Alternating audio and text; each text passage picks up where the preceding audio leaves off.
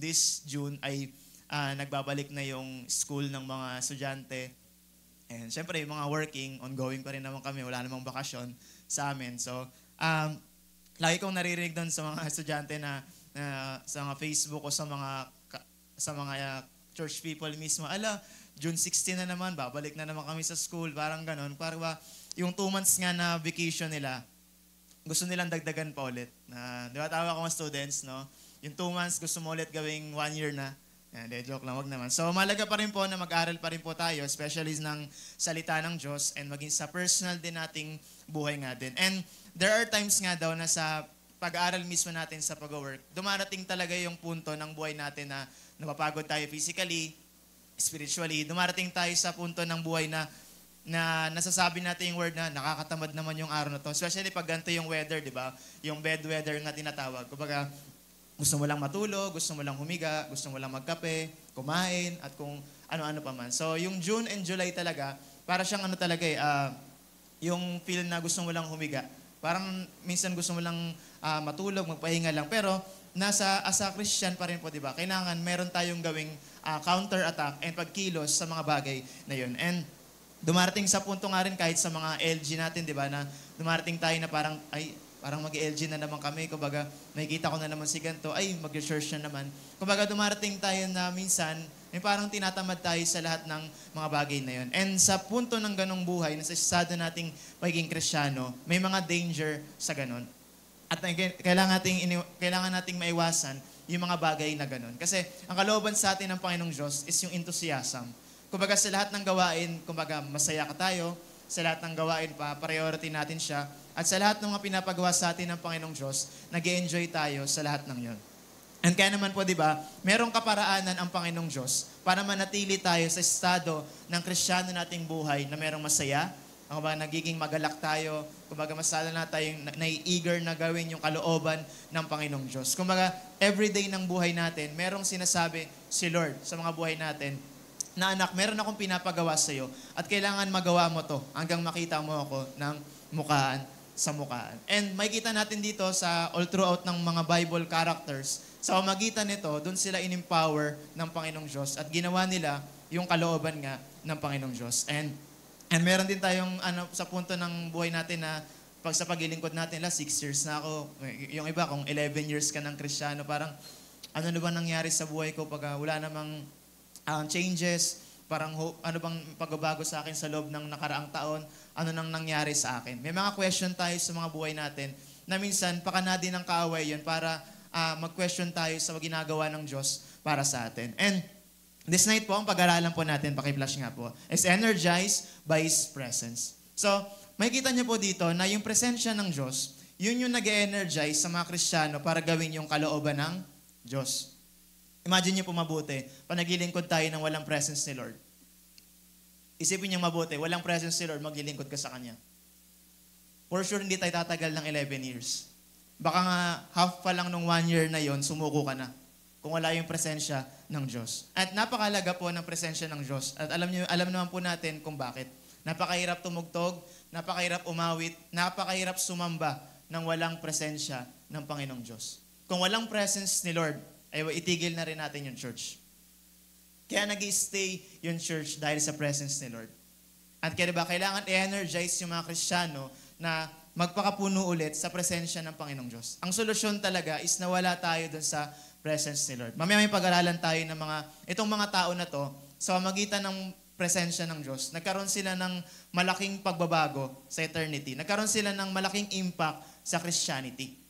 Diba? Kaya sabi po sa Matthew chapter 28, verse 18 to 20, ito yung sinasabi ni Lord na commission dun sa, bago siya mag-ascend sa langit. Sabi diyan, lumapit sa kanila si Jesus at sinabi, ibinigay sa akin ang lahat ng kapangyarihan sa langit at sa lupa, kaya puntahan ninyo ang lahat ng mga lahi at gawin silang mga tagasunod ko. Bautismuhan ninyo sila sa pangalan ng Ama at ng Anak at ng Banal na Espiritu. Turuan ninyo silang sumunod sa lahat ng inuutos ko sa inyo at tandaan ninyo, lagi ninyo akong kasama hanggang sa katapusan ng mundo. Itong sinabi ni Jesus, nung direct na pagkasabi niya, nangyari ba agad? Di ba hindi naman? Kasi bakit? Meron silang iniintay dito. Ano yon? Si Holy Spirit. So kailan nangyari to? After nung Pentecost. Sa Acts chapter 2, nung nag-meeting sila doon sa upper room, di ba, nung bumaba yung banal na spirito, di ba, anong nangyari doon? Nag-preach na agad sino? Si Peter. Doon sa 3,000, 5,000, 10,000, hanggang sa ginamit na sila ng Panginoong Diyos. Hindi naman agad ito nangyari, itong verse na to. Nung kasama pa nila si Jesus, hindi agad nangyari itong Great Commission na to.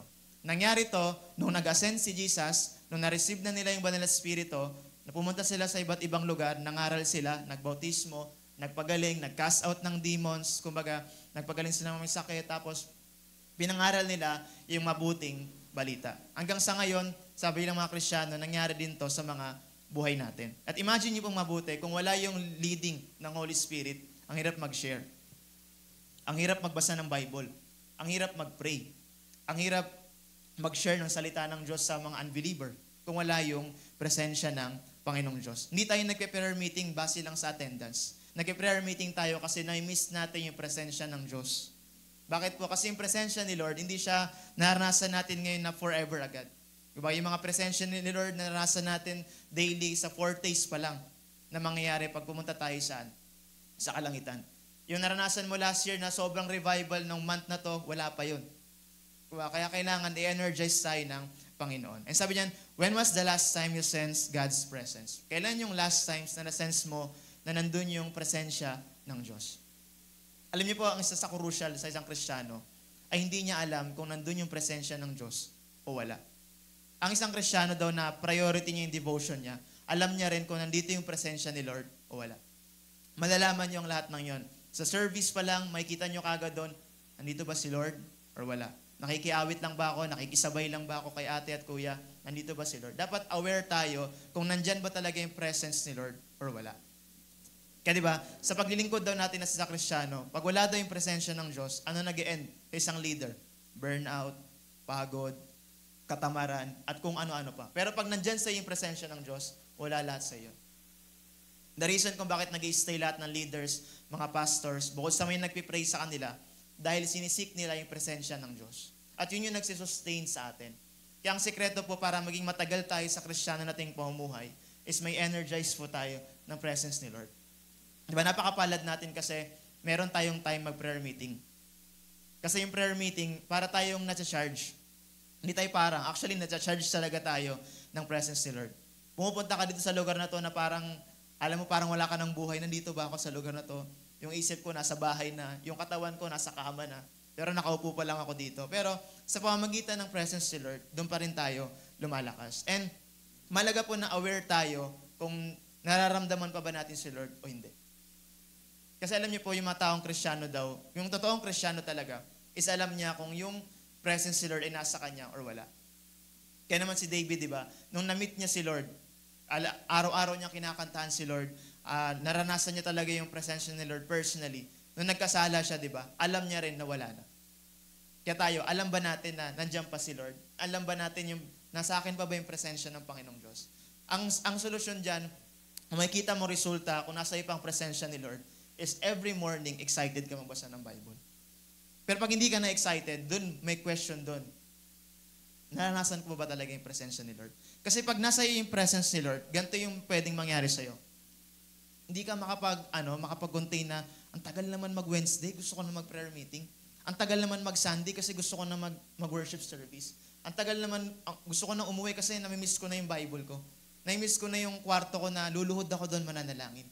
Yun yung mga tao na aware sila sa presensya ng Panginoong Diyos. Kumbaga, nagugutom sila ng nagugutom sa walang hanggan bagay na yun. Kumbaga, ulit-ulit nilang hinahanap yung bagay na yun na, Lord, gusto kong manahan dun sa presensya mo. Despite ng busyness na meron ako, gusto kong mamalagi dun sa presensya mo na meron ka. And why is an awareness of God's presence is so important? Diba? Bakit napakahalaga na aware tayo sa presensya ng Panginoong Diyos? Kaya, diba, kaya bago tayo tumugtog, bago tayo umawit, kailangan na-encounter muna natin si Lord personally. Kasi magiging smooth lang lahat ng gawain na yun. Kasi bakit? Natagpuan mo na yung presensya ng sabi po dyan, the awareness of God's presence energize us for our work. Sino po dito ngayon ay nasa ministry? Pakitaas po ang kamay. Nasa outreach ka man, nagilid ka ng light groups, or ano pa man po, di ba? Kung hindi pa darating ang Panginoong Diyos, ililipat tayo, di ba? I-enlarge tayo. Mas malaki pa yung gagawin natin para sa Kanya. At hindi gagamitin ng Diyos ang isang Kristiyano na wala yung presensya niya. Nakikita niyo ba dun sa Bible na merong ginamit si Lord, pero patuloy sila sa pagkakasala? Nakita niyo ba dun yung mga disciples na patuloy pa rin sila sa mga ginagawa nila mga kamunduhan, pero ginagamit sila ng Panginoong Diyos? Pero ang ginawa nila, iniwan nila yung mga bagay na yun at naging kagamit-gamit sila sa Panginoong Diyos. This year, 11 years na tayo. Hindi natin alam kung ano mangyayari sa ika-12 years natin. Pwedeng gawin sa atin ng Panginoong Diyos, ilipat na tayo sa church building, ihanda na tayo ng Panginoong Diyos sa mas malaki niyang project para sa mga mission. Baka this year, lalabas na tayo, pupunta tayo sa iba't ibang lugar para mag-mission or ano pa man. At kailangan natin yung presensya ng Diyos para ma-accomplish yung kalooban niya.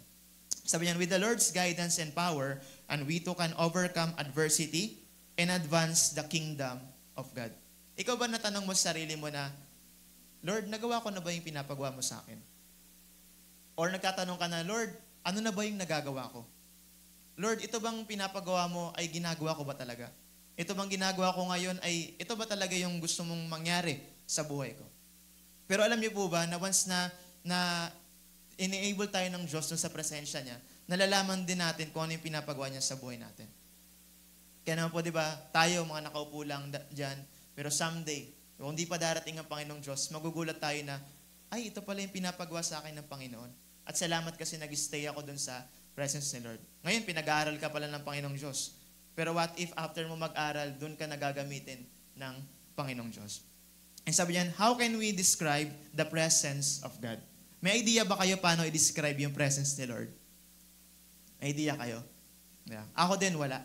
Kasi bakit? Si Lord, omnipresent, He is everywhere, hindi natin alam kung nasaan siya. At kaya yung presence ni Lord, hindi natin basta-basta madidescribe yung bagay niya. Alam lang natin kung nandyan siya, alam lang natin kung wala siya. At alam niyo po ba na yung presence ni Lord, nire-reveal siya kahit sa mundong ito. And paki-next slide po, sabi niyan, nature reveals the Lord's power, wisdom, and creativity, but He has no power to govern the universe. Imagine niyo po yung creation, malalaman niyo talaga kung paano nandun yung presence ni Lord. Una-una, merong power. Sino po dito kayang maglikha ng puno? Pakitaas mo ng kamay. Kaya mo maglikha ng panibagong lupa. Kaya mo maglikha na yung langit, ibabagsak mo muna yung lupa, iaangat mo. Wala namang pwedeng gumawa sa atin kundi ang Diyos. Unang-una, ang sunod naman po is yung wisdom. Isipin niyo mabuti yung creation na ng Diyos. Walang doktor, walang arkitekto ang nakapag-design ng ganong kagandang creation. Tanging ang Diyos lang. Isipin niyo po mabuti, pag yung wisdom ng Diyos in-impart sa'yo, gaano ka katalino. At sumunod po yung creativity. Hindi lang naglikha si Lord ng basta-basta lang. Diba? Imagine nyo, paano kaya yung bundok pa ganon? Nasa dulo yung summit o yung pinakatuktok, di ba? Nandun sa baba na yun. Ang talino ng Diyos, yung puno hindi nakaganon. Di ba? Yung ibon nakakalipad ng maayos. Yung ulap wala sa baba, nasa taas siya. Yung hangin maayos. Yung lupa, yung pagka-separate ng tubig. Kumbaga, napakagaling ng creativity ng Panginoong Diyos. At doon mo makikita na sa magitan ng presence ni Lord, nalikha yung mga bagay na yun.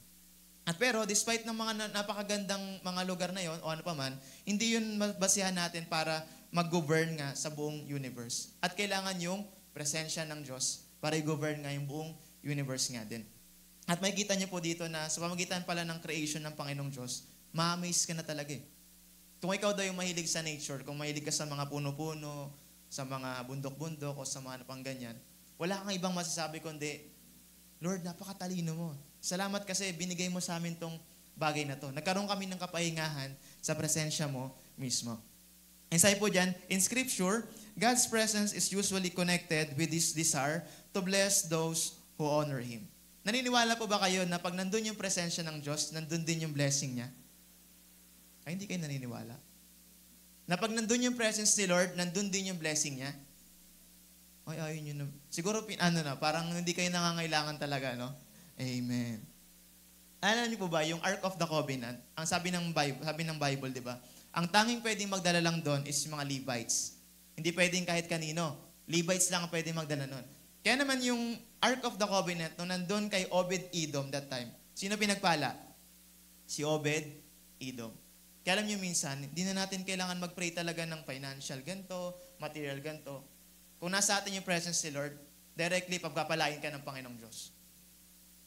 Garantisado yon. Kasi bakit po? Na si Lord, alam niyo na lahat ng pangangailangan mo eh. Bakit kaya minsan yung iba, meron naman silang source of ganto, source of ganyan, pero malungkot pa rin sila. Kasi wala sila ng presensya ng Panginoong Diyos. Kaya di ba sa atin, nagkipray tayo na, Lord, may mga tao kasi na ang prayer na makasarili. Alam mo yung prayer na makasarili? Lord, gusto ko po ng ganito. Lord, gusto ko po ng bagong ganyan. Wala namang masama sa bagay na to eh. Pero sinasabi ng Panginoong Diyos sa atin, ang kailangan mo talaga ako. Pag nandyan ako sa'yo, lahat ng pangangailangan mo, sagot ko na yan. Bills, Meralco, at kung ano na pa man yan. Pag nasa iyo ako, babayaran ko lahat yan. Kaya ka na problema sa mga bagay niyan kasi wala ako sa'yo. At yun yung mga problema ng mga unbelievers. Tayo hindi tayo ganun. Mapalad tayo mga Kristiyano kasi bakit? Kahit hindi tayo lumapit agad sa Panginoong Diyos, unahin lang natin siya, i-honor lang natin siya. At makikita natin kung paano mag-honor si Lord. Si Lord pa nag-honor siya, hindi siya kuripot. Napaka-giver ni Lord. Kaya pag in-honor natin ng Panginoong Diyos sa lahat ng aspeto ng ating mga buhay, magugulat tayo. Yung mga bagay na hindi mo na hinihingi, ibinigay na sa iyo ng Diyos. Unconditionally. Lahat ng hindi mo na kailangan, lahat, may inisip mo nga parang, bakit nung ganito, hindi ko naman ito hiningi, pero binigay na ng Panginoong Diyos. Makikita natin doon yung blessing ng Panginoong Diyos. Sabi sa Proverbs chapter 15 verse 29, the Lord is far from the wicked, but He hears the prayer of the righteous. Naniniwala ba tayo na tayo ay righteous? Amen. Parang konti lang yung righteous. Hindi ba kayo confident na kayo ay righteous in God's sight? Hindi kayo confident. Diba? Minsan kasi, bakit kaya hindi tayo confident? Kasi, nasampal ko yung katabi ko kanina. Paano ako magiging sabing righteous? Kanina sa discipleship, nangopya ako sa quiz ni Ate Rachel. Ni Ate Mer, nangopya ako. Paano ako masabi na righteous ako? Kanina, first day of school, kinutongan ko kagad yung classmate ko eh. Diba? Paano ko masabi na righteous ako? Diba?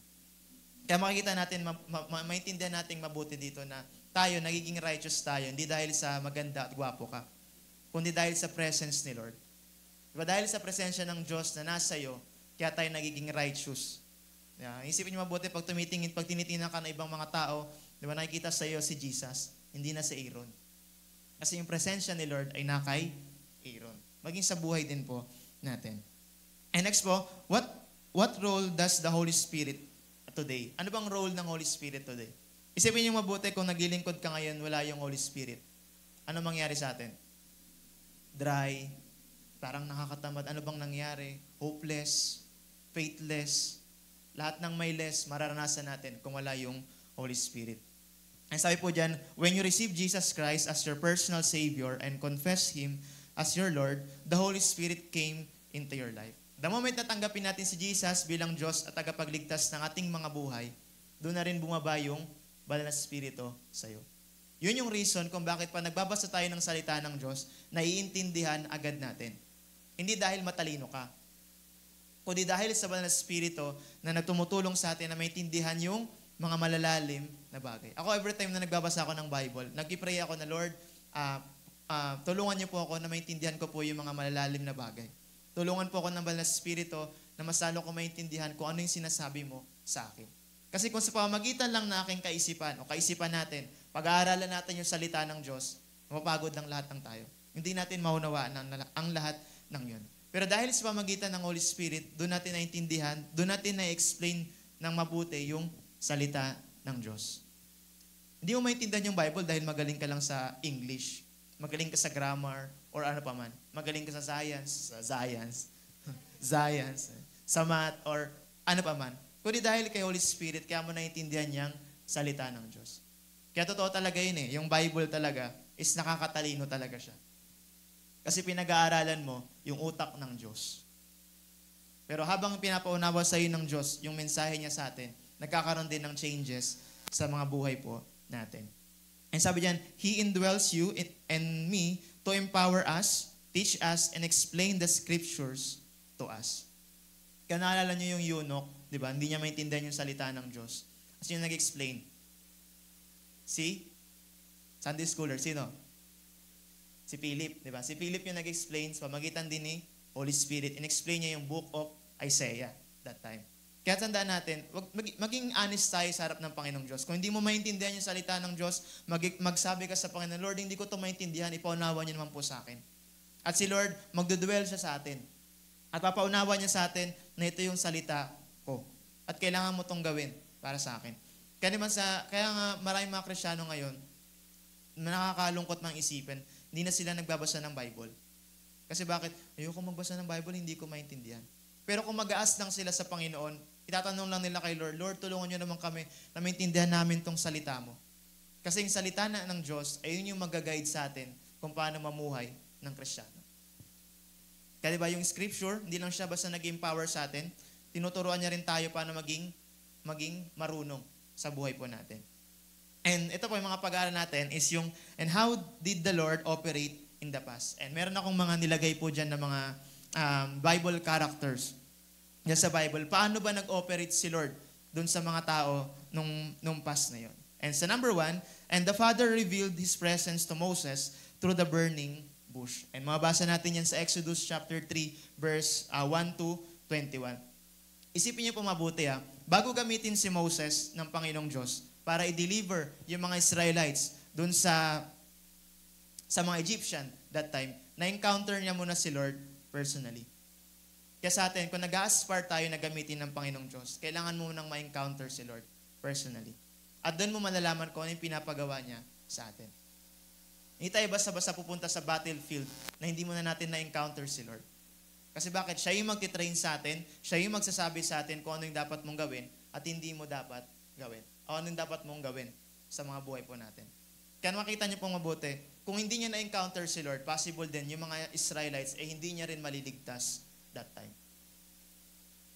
Hindi niya maliligtas yun, yung mga kasalanan niya, kundi sa tulong pa rin ng Panginoong Diyos, kaya niya na-deliver yung mga Israelites that time.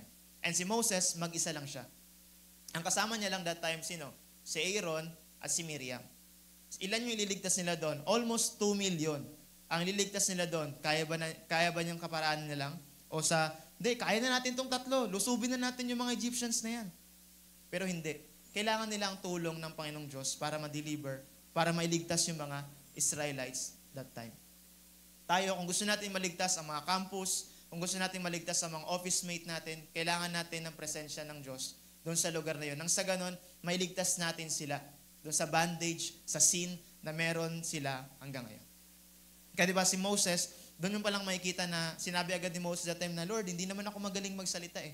Alam na ni Lord, hindi ka magaling mag-share, hindi ka magaling sa bagay na to, pero gagamitin pa rin kita. Yung pag-preach na yan, para kala pastor lang yan, para kala ate lang yung mga pag-share na yan, hindi yan para sa akin. Pero magugulat ka, pag na-encounter mo si Lord, naranasan mo talaga yung presensya niya, magagawa mo yung imposibleng bagay. Yung hindi ka naman magaling sa bagay na to, pero dahil ginamit ka ng Panginoong Diyos, magugulat ka kung anong meron ka pala. Ito pala yung talento mo na hindi mo pa na-achieve. Ito pala yung talento mo na hindi mo pa nagagamit sa Panginoong Diyos. Marahil nakikinig ka ngayon ng salita ng Diyos, pero magugulat ka na sa next week pala o bukas o ano pa man, is gagamitin ka na ng Panginoong Diyos. Kaya di ba sa atin, nag-uumpisa lang lahat sa pakikinig. Kaya tayo, kung tatanungin tayo, na-encounter mo na ba si Lord personally? Kailan yung last time na yon o wala na yung bagay na yun? Mahalaga yung daily na communication natin sa Panginoon. Kasi doon natin malalaman na align pa ba yung puso natin o yung heart natin sa pinapagawa niya or hindi na. Malaman nyo naman yun sa church kung excited pa sila umatin ng gawain. Sa mga OBS, excited sila. Sa mga discipleship, prayer, kahit sa prayer meeting or Sunday, malaman mong isang Kristiyano na on fire ay laging maaga yan. Lagi yan, morning pa lang excited din pumunta sa church. Kasi ganun siya nasasabik doon sa presensya ni Lord. Kaya di ba tayo, I pray po na ganun po yung gawin po natin. And si Moses, yun yung unang ginawa sa kanya ng Panginoong Diyos. Kailangan maranasan niya muna. Kasi hindi madali yung battle ni Moses that time. Ililigtas niya for almost 2 million na iba't ibang ugali, iba't ibang ganto. Kaya pag mabasa niyo yung Exodus, di ba? Ang daming problema nag-arise. Pero kung hindi niya na-encounter si Lord, baka may napatay na siya doon. Hindi pwedeng, posibleng mangyari yun. Bakit? May napatay nga siyang Egyptian eh. Paano pa kaya yung mga Israelites that time kung hindi niya na-encounter si Lord? Makukulit yon, 2 million ba naman, iba't ibang ugali, iba't ibang problema, mga ganito. Baka meron na siyang naibato. Bakit? Pwede niya rin gawin yon. Yung 10 Commandments nga, nabato niya eh. Di ba? Kaya isipin niyo mabuti, kung hindi niya na-encounter si Lord personally, marami siyang mga nagawa ng mga mali. Kaya sa atin, bago tayo umaksyon, bago tayo mag-lead sa light group, mag-share ka sa bagay na to, makipag-usap ka muna sa Panginoong Diyos. Kasi hindi mo alam kung anong battle ang kakaharapin mo. Iba't ibang ugali yan sa LG, may maarte, may mahinhin, may maingay, may palaate, may palasumbong, o ano pa man yan. Bilang isang leader, hindi mo alam personally. Kasi bakit? Tao ka lang din. Nagagalit ka din, naiinis ka din. Ano ba naman yan? Ang laki-laki mo na. 20 years old ka na, ate ka pa din ng ate, sumbong ka pa din ng sumbong. Yeah? Pwede gawin mo yung mga bagay na yun. Eh ba sa atin, bakit ko sinasabi itong mga bagay na to? Kasi kung di pa darating ang Panginoong Diyos, susunod na taon, may mag-aaray sa atin, maglilid ng mga gantong bagay na to. Kung hindi tayo firm sa salita ng Diyos, susuko lang din tayo sa bagay po na yun. Pangalawa, and Joshua saw the Lord in the form of a warrior. And si Joshua, di ba, alam naman natin sa kwento ng Bible, si Joshua, yung tinatawag na conqueror that time. Marami siyang sasakupin ng mga lungsod, di ba? Isang beses lang ata siya natalo kung hindi ako nagkakamali. Sa AI, di ba? O yung bansa ng AI, kung hindi ako nagkakamali.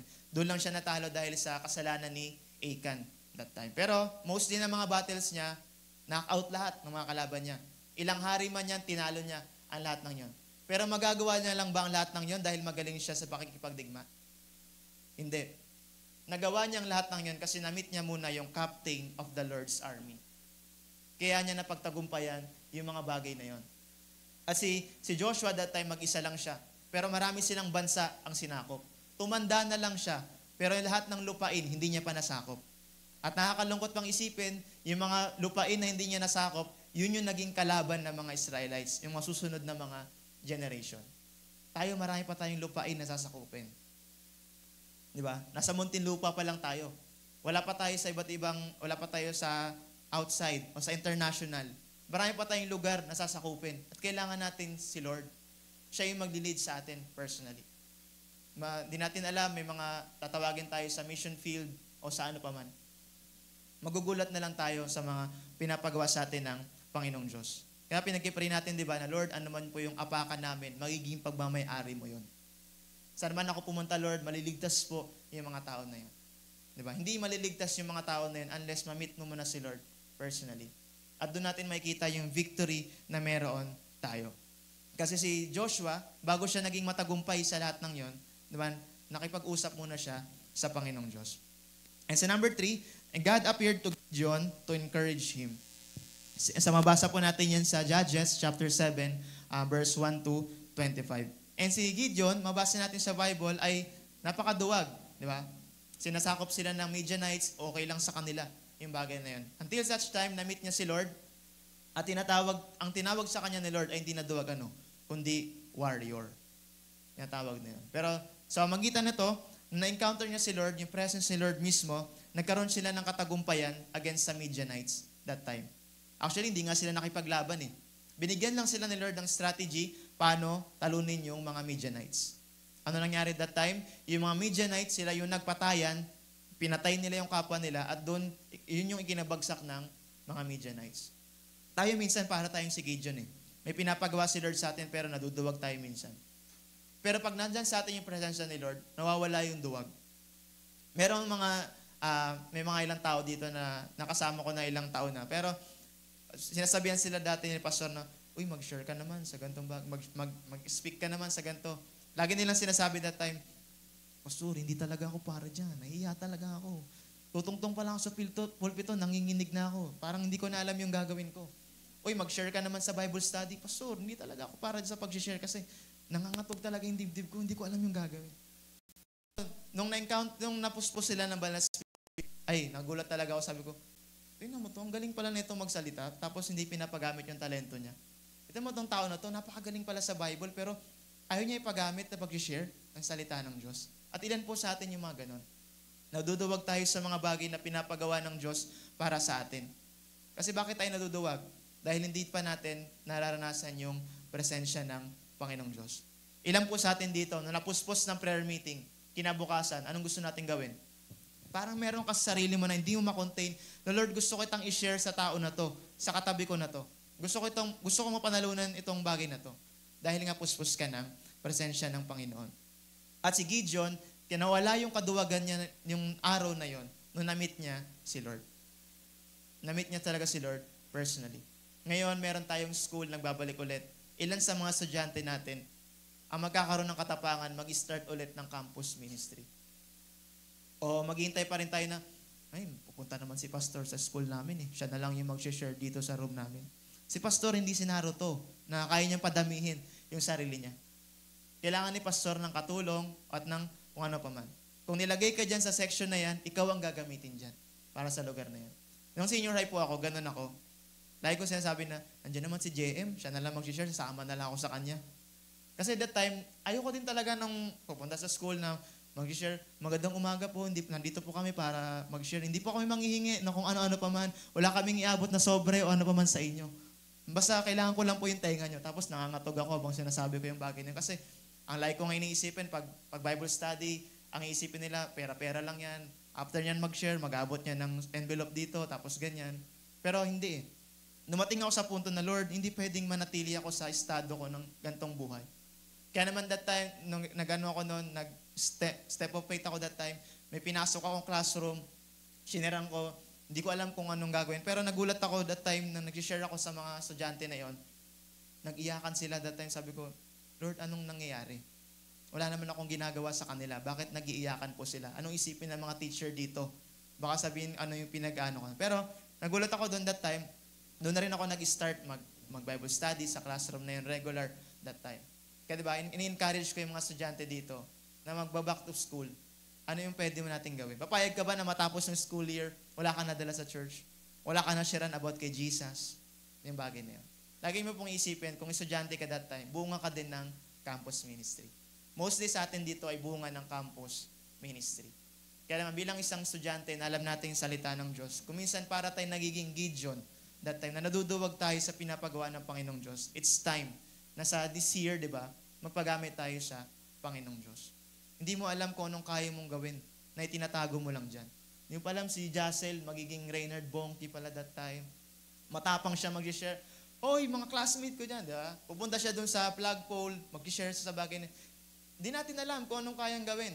Kahit si John Rex, nakakala mo maingay lang that time, pero yung pagiging maingay niya pala, gagamitin niya pala dyan. Oy, mga teacher ko dyan. Makinig kayo, meron akong mabuting balita sa inyo. Alam niyo bang nasusunog na kayo ngayon? Hindi naman kayo. Wala namang gano'n nasusunog na ngayon. Hindi natin alam ang pwede nating gawin. Kaya ano yung mabuti? Na parang tayong si Gideon that time. Kaya kailangan tayong encourage ng Panginoon para maging malakas. And sa number 4, and Isaiah saw the Lord sitting on His throne in heaven. Di ba si Isaiah, nung nakita niya si Lord, yung majesty na meron, yung glory na meron siya, di ba? Yun yung reason kung bakit matapang sa Isaiah mag-share sa mga nations, sa mga kasalanan, against sa repentance. Kasi bakit? Nakita niya mismo yung holiness ni Lord personally. Kaya ganun siya katapang against sa repentance o sa pagsisisi sa mga kasalanan. Pag na-encounter mo yung presensya ni Lord, magugulat ka sa mga bagay na yung mga makasalanan ay wala ka ng taste sa mga bagay na yun. Masaya ka na sa mga pinagawa natin. Kaya naman si Isaiah, ang napakatapang na propeta that time. Lagi siya nangangaral against sa mga makasalanan, na magsisi kayo sa lahat ng mga ginagawa po natin. Alam nyo minsan, maraming mga Isaiah sa church ang natutulog na ngayon. Hindi mo alam na ikaw palang susunod na Isaiah. Na mag-share ka sa iba't ibang lugar, ganun ka katapang, na pagsabihin sa niya, alam niyo po ba na mali ang ginagawa niyo? Hindi para i-judge or condemn. Kundi alam po natin, kaya natin sinasabi sa mga tao yun kasi alam natin kung anong kapalit ng mga bagay na yun. Kaya kung estudyante ka man, alam niyo ba na masama ang pangungopia? Alam niyo ba na masama itong bagay na to? Tayo matapang tayo kasi bakit? Na-witness natin yung glory ng Panginoong Diyos. At may kita po natin dito na si Isaiah, hindi lang siya basta isang propeta lang. Na-encounter niya talaga si Lord at nasabi niya doon na meron siyang unclean lips. Isipin niyo mabuti, propeta na yun. Kung ako isipin ko, kung ilulugar ko yung sarili ko kay Isaiah sa akin, mas banal naman sa Isaiah kumpara sa akin. Kung isipin nyo, kahit tao lang kami pareho. Alam kong righteous talaga siya, sobra yung gantong ginagawa niya. Pero nung na-meet niya si Lord, isa lamang siyang parang hamak na maduming basahan. Kung isipin nyo mabuti kung sobrang linis mo na, pag na-encounter mo si Lord, grabe parang sobrang dumi ko pala. Paano pa kaya yung mga Kristiyano na paano kaya yung mga unbeliever na walang pagkakilala sa Panginoong Diyos? At dahil sa presensya ng yun yung nag-enable sa kanya na energize sa Isaiah na mag-share sa mga nations. Mag-share sa mga tao, sa mga lugar na yon na kailangan magsisi sila sa mga kasalanan nila. Kasi merong judgment sa mga bagay na yun. Alam niyo mabuti naalala niyo si Rehoboam o si Solomon. Naggawa sila ng gold na shield that time. Solomon. Kasi nung panahon ni Solomon, sobrang golden era, kumbaga. Pero dahil sa pag-separate ng nations, ng Northern Kingdom and ng Southern Kingdom that time, nahati ang bagay na yun. Alam niyo ba nung pinalit doon sa shield na yon? Ano po? Bronze. Napag-aralan ko sa Bible na yung gold pala ay symbol na victory. Yung bronze pala, anong symbol po niya? Judgment. Kanong kulay ng cross ni Jesus? Gold or bronze? Bronze. Kulay bronze, di ba? O ano pa man, di ba? Kasi bakit? Tinake ni Jesus lahat ng judgment na para sa atin. Ang lahat po ng yun. Kaya makikita niyo mabuti, di ba? Si Rehoboam, sinakop sila ng Egypt, kung di ako nagkakamali, si King Shishak, or kung pakicorrect ako kung mali yung si King Shishak that time, di ba? Sinakop sila at dumating yung judgment sa lugar nila. Kaya di ba sa atin, wag nating hintayin na dumating pa yung judgment. Gusto lang naman pala ni Lord para sa atin, victory. Ang gusto sa atin ng Diyos, victory, hindi judgment. Pero bakit naranasan natin yung judgment, yung bagay na yun? Kasi walang repentance. Kinakailangan gawin ng Diyos minsan yung judgment para yung mga tao magsisi sila sa mga kasalanan. At yun yung nakakalungkot na bagay. Kailangan pang mangyari ng judgment para lang magsisi itong mga bagay na to. Ano nangyari kay David? Kailangan pa ng judgment para magsisi siya sa mga ginawa niya. O pwede naman niyang pagsisihan at maranasan tong mga bagay na to. Kaya ganun ang pagmamahal ng Panginoong Diyos. Si Isaiah, pinadala siya sa iba't ibang lugar o sa ano pa man para sabihan at balaan yung mga tao na magsisi sila sa mga kasalanan nila. Kundi, magkakaroon sila ng judgment. At ayaw natin yung bagay na yun. Hanggat maaari, pag nakagawa tayo ng mali, iingi tayo ng tawad sa Panginoong Diyos kasi ayaw natin na maparusahan tayo. Walang tao ang gustong maparusahan. Walang matalinong tao ang gustong maparusahan. Pero kaya natin naranasan yung bagay na yun kasi tayo rin mismo ang may gawa nun.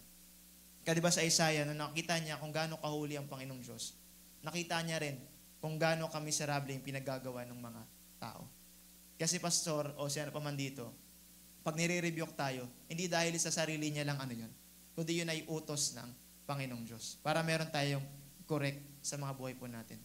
Kasi alam niyo po ba yung mga pastor natin dito sa church, para silang prophets, actually parang ganun. Hindi nila sinasabi yung bagay na alam nilang kasalanan mo yun. Ikaw, Ella, ganito ka talaga eh. Hindi sila ganon. Bakit ganyan ka? Napakasama mo. Hindi sila ganon. Sinasabi nila tong mga bagay na to para iwasan natin. Kasi sa lahat ng yon, walang naging maganda dulot yung bagay na yun. Kaya naman yung rebuke, hindi siya para KJ lang. Kundi sa part of correction ng mga buhay po natin, nang sa ganun maging better and better tayong Kristiyano. And sumunod po sa number 5, and God meet with Jeremiah. And si Jeremiah po, di ba, makikita natin dito na for almost 120 years ng pag-preach niya, walang nakikinig. Siya yung tinatawag na weeping prophet, kumbaga. Walang nakikinig sa kanya. For almost 100 years siya nagtuturo sa bagay na yun. Walang nakikinig sa kanya. Pero sabi niya, God's presence empowered Jeremiah to proclaim Judah's disobedience and all the nation to repentance. And hindi ko nalagay dyan. Yun yung sinasabi dyan na, Lord, magsisi kayo sa mga kasalanan nyo na pinagagawa natin. Yun ang paulit-ulit na sinasabi ni Jeremiah that time. Pero hindi niya magagawa yun unless na-encounter niya si Lord personally. Energize siya ng presence ni Lord para gawin tong bagay na to. Kayo ba parang pag may nakakasalamuha kayo sa trabaho, sa office mate niyo man or sa pag-aaral niyo, inayaan niyo lang sila sa gantong bagay na to? O meron kayong way para i-correct sila? Uy, alam mo ba, kapatid, huwag ka na mangopya. First day of school, nangungopya ka kagad. Sa second day na. Hindi. Joke lang. Wala naman ganun. Pero sa atin po, di ba, magugulat tayo na para tayong ganun eh. Para tayong Jeremiah that time. Hindi tayo niligtas ng Panginoong Diyos para hayaan na lang sila sa kung anong ginagawa nila. Magiging Jeremiah tayo ng mga buhay nila. Na hindi tayo basta papayag lang sa disobedience na ginagawa nila, sa kasalanan na ginagawa nila, hindi tayo pumapayag sa mga bagay na yun. Kasi alam natin sa mga ginagawa nila, ang bunga nun ay hindi mabuti, kundi masama. And kaya nung na-meet ni Jeremiah si Lord, yun yung sinasabi niya. Kaya matapang siyang nangangaral ng presensya ng Panginoong Diyos against sa Judah, ang disobedience and all the nations na magsisi sila sa mga kasalanan nila. Ngayon, nagdidigmaan ngayon ng Israel, ang Iran. Di natin alam kung ano pwedeng mangyari. Pero nangyari itong mga bagay na ito. Bakit? Sa mga disobedience na meron sila. Papayag ka ba na dahil sa disobedience ay hindi ka mapasama sa kaharian ng Panginoon? Yung disobedience ang nagdi-lead sa atin na mawala sa presensya ng Panginoong Diyos. Ang unang point para hindi mo maranasan ng Panginoong Diyos, ang presensya ni Lord, number 1, disobedience. Pag hindi ka na sumusunod sa Panginoong Diyos, hindi ka na aware sa presensya ni Lord. Pag hindi ka na sumusunod sa kalooban ng Panginoong Diyos, hindi ka na rin aware pag nandyan yung presensya ni Lord or wala. Hindi ka na rin aware na habang tumataas ka ng kamay, wala na pala siya sa'yo. Hindi ka na aware na habang nananalangin ka, hindi na pala dinidinig ng Diyos yung panalangin mo. Kasi merong disobedience na tinatawag. At yun ang naging kasalanan nila, Ebat Adan, disobedience. Sa bawat pag hindi natin pagsunod sa Panginoong Diyos, unti-unti na rin tayong lumalayo sa presensya ni Lord. Hindi pwedeng na ganito, hindi ka sumunod sa Panginoong Diyos, naranasan mo pa rin presensya ni Lord. The more na hindi ka na sumusunod sa Panginoong Diyos, the more na lumalayo ka na rin sa presensya niya. Kaya nga tayo pinapasunod ng Panginoong Diyos para makasunod doon sa presensya na meron siya. And si Jeremiah, yun ang sinasabi niya sa mga tao. Pero nakakalungkot man isipin, walang naniniwala sa kanya. Kahit si Noah that time, nag-build siya ng ark, patuloy pa rin sa pagkakasala yung mga tao. Pero nung dumating yung judgment doon sa mga bagay, uli na ang lahat. Kaya sa atin, wag nating hayaan sa pamamagitan ng disobedience, mawala tayo sa bagay na yun. Ang isang Kristiyano na alam niyang nasa kanya yung presensya ni Lord, alam niya rin kung nasunod pa ba siya o hindi na. Alam niya, aware din siya sa ginagawa niya. Itong ginagawa ko to para sa Diyos. Itong ginagawa ko, teka, hindi na to para sa Lord. Kasi aware ka nga sa presensya ni Lord Diba? Ibig sabihin, alam mo rin kung ito ba ay para sa Kanya or hindi. Binigyan tayo ng Diyos ng 6 days para magtrabaho. Diba? Ilan sa atin, 7 days na nag-work, 7 days na nag-aaral, at kung ano-ano pa man. Binigyan tayo ng Diyos ng kapahingahan sa bagay na yun. Binigyan tayo ng Diyos na specific na time para kausapin siya. Pero nabibigay ba natin yung bagay na yun? Ang mga utos, napakadaming utos ng Diyos. Ilan doon ang nagawa natin? At ilan doon ang hindi na talaga natin ginagawa? Sa bawat mga yun hindi natin nagagawa, napapalayo din yung puso natin sa Panginoon Diyos. Ang purpose ng prayer meeting ay hindi para maging matalino ang church. Ang purpose ng prayer meeting ay para maging malapit tayo sa Diyos. Yun ang purpose ng prayer meeting. Kasi bakit? Alam ni Lord na meron kang gagawin at kailangan attach ka sa akin. Alam ni Lord na malaki ang gagawin mo, kaya kailangan mo ng tulong ko. And sa number 6, and Peter was strengthened by the presence of Jesus. And si Peter, di ba alam natin, nakakatuwa man si Peter yung nag-start ng evangelism. Di ba? Siya yung unang nag-share doon sa mga 3,000 people, 5,000, and 10,000. Pero nung si Jesus ay pinako sa krus, anong sinabi niya? Bago siya mag-share, sinabi niya doon, hindi ko siya kilala. At for 3 times na yun, sinabi niya yun na hindi ko siya kilala. Pero nung humingi siya ng tawad sa Panginoong Diyos, nawala ang lahat ng yun. Kaya naman, after nung prayer meeting nila doon sa upper room, di ba, nung nabaptize si Peter, siya yung unang agad nag-respond. Siya yung unang agad nag-share sa mga tao na yun. Na si Peter, para tayong ganito, minsan, dinedenay natin si Jesus.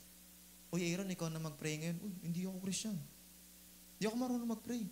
Uy, ikaw na mag-pray dito kasi ikaw yung malapit sa Diyos. Uy, hindi po ako pwede sa bagay na yun. Sa pamagitan ng mga nung bagay, parang dinedenay na rin natin si Jesus. Bakit hindi mo kaya ipag-pray yung bagay na yun? Kasi ayaw mo makilala ka na Kristiyano ka. Ayaw mo makilala na Christian ka ganito. Hindi. Kundi kailangan natin mag-stand sa mga bagay na yun. And si Peter, strengthen siya ng Panginoong Diyos. Paano siya na-strengthen? Nung una, sa pamagitan ng pagsisisi niya sa mga nagawa niya. And throughout the Bible, si Peter yung naging matapang na mag-share. Bukod kay Pablo that time, si Peter isa sa mga matatapang nag-share ng gospel that time. Nagawa lang ba ni Peter yon dahil isa siyang fisherman? Sikat siya. Marami siyang mga kakilala nung nagbebenta siya ng isda. Pero hindi. Dahil sa karunungan ng Diyos. Dahil sa presensya ng Diyos, kaya niya nagawa yung mga bagay na yun. Sa pag-attend pa lang ng church o sa gawain pa lang, di ba? Malalaman mo talaga pag nandun yung presensya ng Diyos sa isang Kristiyano, pag hindi siya inaantok, maayos upo niya, talagang meron siyang eager na makilala pa ang Panginoong Diyos. Ganon sila. O ikaw yung Kristiyano, no? Kuya Alfred, 7:00 na. Nagugutom na ako. Bilisan mo na dyan. Kaya na pa ako nagkatrabaho, kaya na pa ako nag-aaral. Baka naman. Pero ang isang Kristiyano na aware siya, pag nandyan pa yung presensya ni Lord, napaka-excited niya. Hindi yan kailangan i-correct ni Pastor, hindi yan paalahanan na, Pastor na, Uy Ella, sa Sunday may service ha. Hindi na para sabihan, Uy, John Rex, sa Wednesday may prayer meeting, baka makalimutan mo na naman. Hindi na para maganon si Pastor, kundi alam nila na ganon yung bagay na yun. Pero praise God, may mga ganon pa po ba tayo, Pastor? Wala naman na po, di ba? Pero pa po ba dito sinasabihan ni Pastor, Uy, Sunday, Juliet, magsimba ka. Di ba? Wala naman siguro ang ganon, kundi praise God naman sa church natin pag Sunday. Di ba? Sana ganon po yung magawa natin. Kaya di ba si Peter, ganon siya ginamit ng Panginoong Diyos sa mga pag-share sa mga tao at naging siyang a greatest evangelist that time. Diba? Hindi naman nag-ends ang buhay ni Peter na sa pagdi-deny lang. Kundi meron siyang ginawang pagbawi na ginagawa. Dapat lagi tayong ganun. Meron kang nagawang mali sa Panginoon, meron tayong pagbawi. Hindi naman para tapatan yung pagkakamali na yan. Kundi alam natin na, Lord, ito pa yung pinapagawa mo para sa akin. And si Peter, strengthen siya ng Panginoon that time para maging malakas, maging marunong, at sa lahat po ng mga ginagawa po natin. Kaya isipin mabuti, meron si lahat. Si Moses, na-encounter niya si Lord personally. Si Joshua, na-encounter niya si Lord personally. Si Gideon, ganun din. Si Isaiah, si Jeremiah, maging si Peter. Na ang tanong dito, ikaw ba na-encounter mo na si Lord personally? Kung na-encounter mo na si Lord personally, meron ka na bang nagawa sa Kanya? Ano nang nagawa mo para kay Lord? O ikaw pa rin yung nanatili sa church na, hindi ako para dyan sa pag-share. Upo lang ako hanggang sa 20 years ko dito sa Send the Light. Upo lang ako dito. Hindi ganon. Meron tayong kailangan gawin para sa Panginoon. And sa number 7 is si Paul. Paul saw Jesus on his way to Damascus. Alam natin si Paul, isa siyang religious terrorist that time. Pinapatay niya lahat ng mga Kristiyano, pinapapatay niya lahat. Kumukuha siya ng sulat sa mga Pharisees that time para hulihin, tuligsain, patayin lahat ng mga Kristiyano na yan. Until such time, na-meet niya si Lord sa road of Damascus that time. At doon niya nakita kung paano ginawang pagbabago ng Diyos. Pero praise God kasi dahil sa pag-encounter ni Paul that time, nasulat yung 13 epistle na which is binabasa mo ngayon. Yung 13 na epistle na inaisulat ni Paul sa pamamagitan ni Lord. Yeah? Yung mabuti si Paul, sobrang sama. Siya pa yung ginamit ng Panginoong Diyos. Meron na ba dito na kasing ugali ni Paul? Meron na bang nakapatay dito? Meron na bang pumupunta sa mga bahay dito para makibugbugin yung tao na yun, para pagbabarilin o ano pa man ipahuli? Wala pa man po, di ba? Pero si Paul, imagine niyo pong mabuti. Nung na-encounter niya si Lord, ginamit siya ng Panginoon. Kaya huwag ka maulan ng pag-asa na, Lord, gagamitin mo ba ako? Ganito lang po ako magsalita. Gagamitin mo ba yung gantong boses, Lord? Paano na to? Diba? Di natin lang kasi may mga kapatid natin, Lord, gusto ko mag-share pero ganito, shy po ako. Nahihiya po ako sa mga bagay na to. Kasi, you know, Lord, ang dami mga people, mga dyan. Diba? Ang hirap mga bagay na. Pero si Paul, naging matapang siya sa bagay na yon. Nung una, naging religious terrorist siya. Ngayon, naging greatest evangelist na si Paul.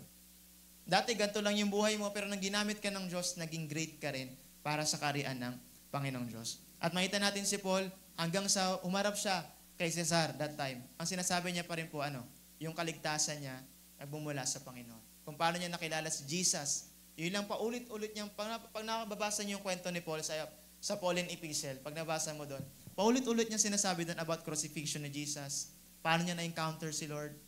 Yun lang lagi niyang sinasabi, patungkol kay Jesus. Kaya naman ang Kristiyano talaga, ang lagi niya sinasabi, hindi sarili niya. Kundi yung testimony niya kung paano niya nakilala si Jesus. Alam mo, dati akong basagulero, pero nakilala ko si Lord, iniwanan ko yung bagay na yan. Alam mo, dati ganito yung buhay ko, pero nakilala ko si Lord, iniwanan ko yung bagay na yan. Yun na yung testimony natin. Alam niyo, sa pag-share, hindi naman kailangan sobrang literate mo. Napakalaga, maalam tayo salita ng Diyos. Pero minsan, nagiging bound tayo sa bagay na, hindi po ako mag-share kasi hindi ko pa nga natatapos yung Bible eh. Hindi ko pa nga alam yung John 3:16. Mag-share pa ako sa bagay na yan. Kayo na lang po mag-share dyan kasi hindi naman po ako magaling magsalita sa bagay na yan. Pero yun lang pala yung gustong gawin sa'yo ng Diyos. Ano po? Yung testimony mo lang.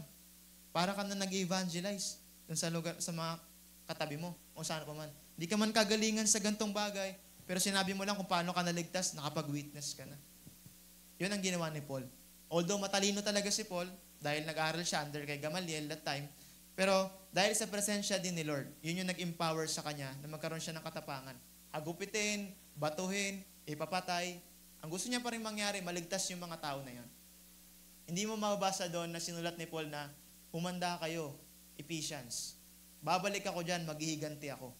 Yung mga nagkadena sa akin dyan, nakasama kami ni Silas, humanda kayo, babalikan namin kayo ni Silas. Wala siyang sinulat na ganun. Kundi sinabi niya lang lahat ng suffering na meron siya, pero walang paghihigante na ginawa. Anong paghihigante na ginawa niya? Yun ay makilala ng mga tao sino? Si Jesus. Yun yung iginanti niya sa mga tao na yun. At ilan po sa atin yung mga bagay na yun? Pag merong pinakulong dito, anong gagawin po natin? Magpapayag ba tayo na hindi, kailangan makaganti ako sa bagay na to. Pero hindi, wala pa namang nakukulong sa atin, wala pang nakagupit, wala pang napapabato sa atin dito. Napakapalad po natin. Diba? Kung magkasalita lang si Paul ngayon sa harap natin, mapapasabi siya ng sana all. Walang persecution. Sana all, walang suffering. Malaya mag-Bible study. Walang pulis na huli. Sana all, habang nakikinig, walang pumapalo sa inyo. Diba? Kasi bakit siya, habang nag-share, may babato sa kanya doon. Habang nag-share, may pupunta sa kanya para tambangan yung buhay niya. Tayo, napakapaalad natin kasi malaya tayong pwedeng makinig kay pastor.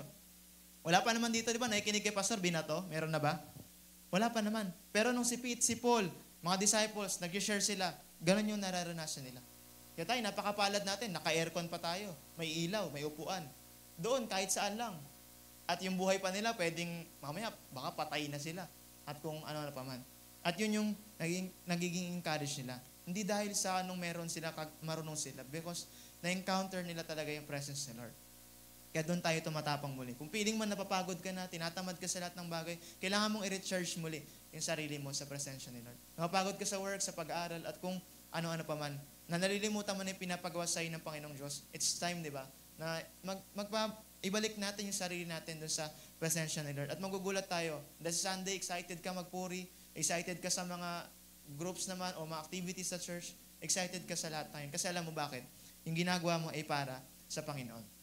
And sumunod po, and how does the presence of God energize us? Paano ba tayo in-energize nung presensya ni Lord? And so number 1, it motivates us to live godly lives. Yun ang purpose ng presence ni Lord. Para mamuhay tayo in a godly way. Yun ang purpose talaga. Kaya naman po, di ba, yung may tinatawag kasi ang mundo na konsensya. Bakit ba? Pag ginawa mo to, parang, kaya pag, ang mga konsensya daw, pag nagawa mo na, doon mo palang maranasan yung konsensya na yun. Pero yung presence ni Lord, bago mo gawin, sasabihin na sa iyo ng Holy Spirit, mali yan. Sasabihin na sa iyo ng Spirit, sige, gawin mo, tama yan. Yun ang presence ni Lord. Kumbaga, tinutulungan ka na gawin, at hindi ka rin tinutulungan na wag gawin yung bagay na yun. And sabi yan, in the presence of our Holy Father, the awesome Creator of the universe, we are motivated to make righteous choices. Di ba, sa mga choices natin, tinutulungan tayo. Kasi nga nagpipray tayo, nagbabasa tayo ng Bible, and tinuturuan tayo paano mamuhay ng maka-Diyos sa bagay na yun. Paano ba talaga ang design ng Diyos sa isang tao? Ano ba talaga ang purpose ng Kristiyano?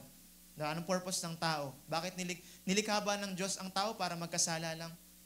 Nilikha ba ng Diyos ang tao para gawin yung layaw sa mundo? O hindi? Ginawa ng Diyos ang tao para maging kagaya niya. Kinrate tayo ng Diyos na kagaya ng wangis niya mismo. Pero dahil sa kasalanan po, di ba, napaiwalay tayo sa presensya ng Panginoong Diyos. At yun ang unti-unti nating nire-restore sa bagay niya. Kaya tandaan po natin, pagpunta natin sa langit, hindi tayo excited doon dahil sa mansion na color pink, kulay violet, kulay blue ang mansion mo doon, may mga crystal na meron ka doon, may mga streets of gold, hindi ka excited doon. Alam mo kung saan ka excited doon? Bukod kay Jesus, yung presence niya.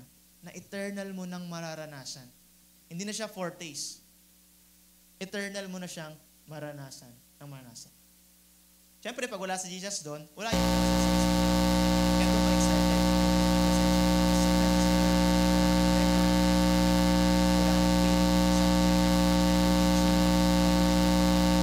Kaya pag nasa presensya ka doon, nalilimutan mo na 10,000 pa lang ang bill sa Meralco. 5,000 pa lang yung hinilat namin. Nalilimutan ko na. Pero pag wala sa presensya ni Lord, Lord, bakit naman ganito? 5,000 yung bayarin. Ang sahod ko, 2,500. Paano na to, Lord? Pero pag nandun ka sa presence ni Lord, nalilimutan mo lahat ng problema mo. Doon ka nagiging masaya sa bagay na yun. Kaya yun yung purpose ni Lord. Kaya ang presensya ni Lord, na-miss talaga natin siya everyday. And number 2, His presence empowers us to overcome any challenge. Mabasa niyo yung kwento dyan sa 1 Samuel chapter 7, naka-brace ka na. Chapter 17, verse 45 to 47. Parang naka-brace eh, no? Ano ba man diba? Diba pag binasa niyo yung kwento niyan, about yan kay David and kay Goliath. Kung sa kaisipan lang natin kung wala yung presence ni Lord, wala si Lord, kaya bang talunin ni David yung higante, yung 16 feet, ganito yung shield niya may tagadala pa, yung spear niya ganito? Hindi. Walang matalinong tao magsasabi na mananalo doon. Pero dahil sa presensya ng Lord na meron kay David that time, anong sinabi ni David? Ikaw, na hindi tuli, papakain ko yung ulo mo sa ngayong araw din ito at makikilala ng mga tao kung sino yung Diyos namin. Nagkaroon ng katapangan si David dahil hindi lang basta magaling siya manirador, kundi dahil sa presence ni Lord mismo. Ikaw, na Meralco ka, bayad ka na ngayon din. Parang paulit-ulit na sinasabi ni Kuya Alfred yung Meralco, no? May binabayaran siguro. Ikaw, na-assignment ka, matatapos ka din. Ikaw, na bayarin ka, matatapos ka din. Bakit natin nasasabi yung bagay na yun? Kasi si Lord na yung bahala sa lahat ng yun. Because of the presence of the Lord, nagiging malakas tayo, nagiging matagumpay tayo sa lahat ng hamon ng buhay. Doon tayo nagiging matatag sa lahat po ng yun. Lahat ng tao may problema. Pero kung di mo ma-encounter si Lord, mananatili ka lang stuck doon sa problema na yun. Kung wala nang solusyon dyan at hindi mo na kayang solusyonan, si Lord may solusyon. Ako may ganun ako eh. Pag problema hindi ko kayang solusyonan, si Lord ang magsusolusyon. Kasi bakit? Limitado lang po tayo ang bagay na yun. And kaya diba, His presence empowers us to overcome any challenge. May challenge ka ngayon, unahin mo si Lord. At siya nang bahala sa lahat po ng yun. And sa number 3, it reminds us of how He worked in the past. Di ba? Sabi diyan, as we recall yan, kung di ako nagkakamali. As we recall examples of His faithfulness, we can have supernatural peace and confidence in every situation and circumstances. Diba? Nagkakaroon tayo ng kapayapaan. Alam nyo, hindi naman masamang bumalik sa past. Sa totoo lang. Paano mo nasabi? Kung aalahan lang natin kung ano yung ginawa ng Diyos sa mga nakalipas na buwan, nakalipas na taon. Pero kung babalik ka sa past at puproblemahin mo lang ulit yung mga, nag-iyak kasi ako nung 2023, nung June, alahanin ko ulit yon. Nung July, ganito rin yung narasan ko eh. Yun ang mali. Pero kung babalik ka sa past at isipin mo lang, nung December, bayad lahat. Nung swimming, yung 1K ko, pinag-pray ko ng 3 months, bayad. 2 months, di masamang bumalik. Last year, ganito yung bill namin, mas mataas pa. 3 pa aircon namin, bayad naman. Bakit ngayon? Kaya sa atin po, pwede naman tayong bumalik sa mga past. Pwede natin balikan ang bagay niya. Pero, yung goodness lang ng Panginoong Diyos. Pwede natin balikan at magulat tayo, ma-encourage muli tayo na, pinagtagumpay kami last year. Nilipat kami ng church sa Magdaong. Almost 1 million yung gastos namin doon. Pinrovide ng Diyos. Paano pa kaya sa ika-12 years namin? Baka church building na ibigay sa amin ng Panginoong Diyos? Hindi natin pwedeng, kung isipin natin mabuti, pwede nating balikan yung mga bagay na yun. Basta, yung ginawa lang ng Diyos sa'yo. And sa number 4, God's presence gives us His perspective. And the Lord's presence helps us see life from His viewpoint. You and I can trust God to fight and win our spiritual battles. Naalala si Elijah, pero siya survive. Siguro na sila ng nalimutan ko yung lugar na yon. Yung mga kalaban na, kung ano man. Susugurin na sila. Ano sabi ng servant? My Lord, napapaligiran na po tayo. Ano na pong mangyari? Dudurugin na po tayo ng kalaban nito. Amram ata yun, nung lugar na yun. Dudurugin na po tayo dito. Pero si Elisha, alam niya na nandun si Lord. Lord, i-open nyo nga po yung mata ng tao na to. Kung ipaparaphrase natin yung kwento, parang ganun yung pagkakasabi ni Elisha. Lord, i-open nyo nga po yung mata nito. Nung pagkamulat nung servant na yon, nagulat siya kung gaano kadami yung angel of the Lord, yung army ni Lord na nakapaligid. Kung napapaligiran na sila ng kaaway, yung mga kaaway napapaligiran na ng angel ni Lord. At gano'n din tayo minsan na tayo, nagiging aware tayo sa lahat ng mga problema natin. Lord, ang laki-laki naman ito. Pero hindi natin alam na si Lord nakabantay pala sa atin lagi. Alam niya na lahat ng pagkatagumpay na itong bagay na ito. Na si Lord, na yung kaaway atakihin ka ng atakihin, pero si Lord, alam niya na kagad kung ano yung gagawin niya sa atin. And personally. Kaya naman po, di ba, sa atin, magugulat tayo na sa laki ng problema natin, malaki din yung solusyon ni Lord. May mga problema tayo personally, may mga ganito tayong mga burden, pero kayang solusyonan ng Panginoong Diyos. Sa dami ko nang sinabi kanina, o kanina pa man po, di ba? Nag-start lang yun sa presence ni Lord. Imagine niyo po mabuti. Sa bawat araw na hindi mo naranasan si Lord, ang dami nating na-miss out. Na victory, nag-turn to suffering, yung victory na para sa'yo, nag-turn to ganyan. Dahil lang din natin na-encounter si Lord personally. Kaya bago tayo lumabas ng church po, di ba? Lagi nating pag-pray na, Lord, energize mo muli ako. Lord, marami pa akong gagawin para sa inyo. Lord, kailangan ko ng presence mo, Lord. Maging honest kayo sa Panginoon. Huwag kayong magpaka-ano sa Panginoon. Hindi, okay lang ako. Nandito pa rin yung presence ni Lord. Pero deep inside, wala naman na talaga. Si David, alam niya, aware siya kung nandiyan pa yung presensya ni Lord or wala. Si Lord, willing siya na ibigay sa yung bagay niyan kung magiging honest lang tayo sa Kanya. Kaya naman sabi niyan, my friend, the Lord wants to satisfy you with His presence and use you in exciting ways. Gusto ni Lord isaturate tayo ng presence ni Lord. Gusto ni Lord buhusan tayo ng anointing para maging kagamit-gamit tayo sa Panginoon. Gusto mo ba na pag nagpipray ka, gumagaling agad yung may sakit? Pag nagpipray ka, nangyayari agad because of the presence of the Lord. And for our conclusion, sabi niyan, have you ever sensed God working through you? Na-sense mo ba kung kumikilos si Lord? O wala na? Na-sense mo ba na kumikilos pa si Lord? O malayo na yung puso mo para sa Kanya? Hindi ka na aware na kumikilos na ba sa akin ng Panginoon Diyos? Pag ano na daw yung tanong mo na, Lord, kumikilos ka pa ba sa akin? Ibig sabihin, mag-pray ka na. Kasi bakit? Baka wala ka na sa presensya ni Lord.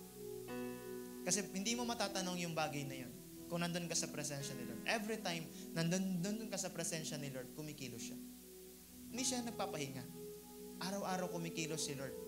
Kasi bakit? Binabago niya tayo from glory to glory. And sabi niya, do you want to experience the Lord's intimate, powerful presence?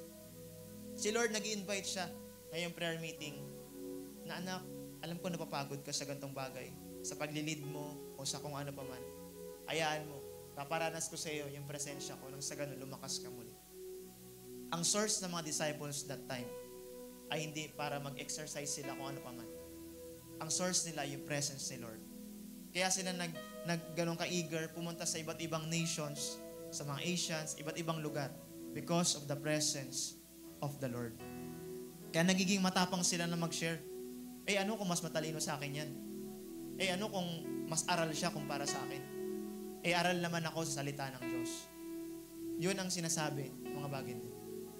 Kaya diba sa atin, hindi lang basta dito nakadepende lang kay pastor ang ikakaunlad ng church. Tayo po ay church. Pag sinabing church, body of Christ. Hindi sa building lang. Hindi magtatagumpay ang church dahil lang kala pastor, kundi bawat isa sa atin. Kasi nga, church tayo. We are one in Christ. Kaya naman po, di ba, imagine yung mabuti. Kung ang bawat mga Kristiyano sa church o sa Send the Light is aware sila na nandun yung presensya ni Lord, ilang victory ang magagawa natin. Ilang mission ang mapagkatagumpayan natin. Ilang mga answered prayer ang masasabi natin sa pamamagitan ng ganitong bagay.